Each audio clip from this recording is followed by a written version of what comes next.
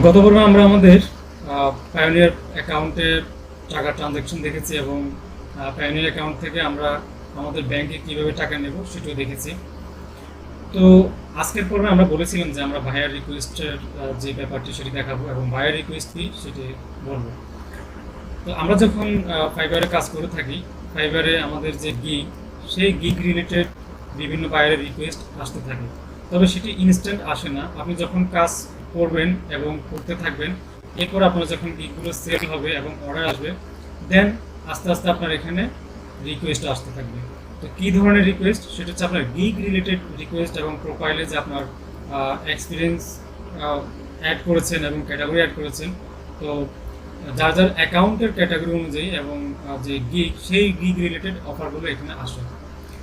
তো এই রিকোয়েস্টগুলো হচ্ছে, ধরুন কোনো বায়ারের দরকার হচ্ছে গ্রাফিক্স ডিজাইনের কাজ করার।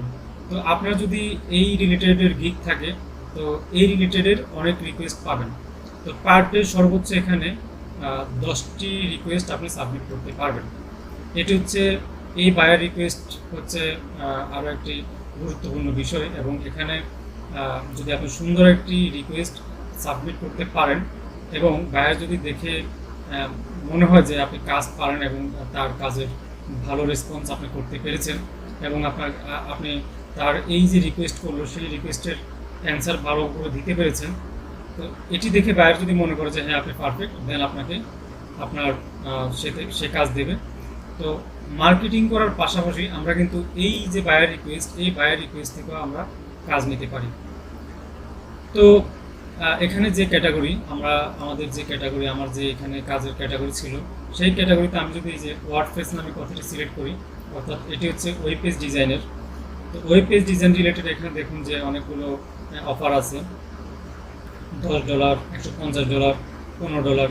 এখান থেকে আমি যদি দেখি যে বায়ারে কী লিখেছে, সে কী বলেছে, এটি পড়ে দেন আমি যদি আমি একটি অফার সেন্ড করি, সাবমিট করি, তো সেক্ষেত্রে তার যদি ভালো লাগে যে হ্যাঁ আসলে আমার এই তার কাজ সেটি আমি বুঝেছি এবং বুঝে তাকে আমি ভালো রিপ্লাই করেছি এবং আমি তার এই যে কাজ, সেই কাজ করার যোগ্য, সেক্ষেত্রে আমাকে সে কাজ দিতে পারে। তো আগামী পর্বে আমরা দেখব যে বায়ারের একটি রিকোয়েস্ট কীভাবে সাবমিট করে এবং সাকসেসফুলভাবে আসলে যে আমরা সাবমিট করব তার কিছু কৌশল দেখব। তো আগামী পর্বে আমন্ত্রণ জানিয়ে আজকের পর্ব এখানে শেষ করছি। আল্লাহ হাফিজ।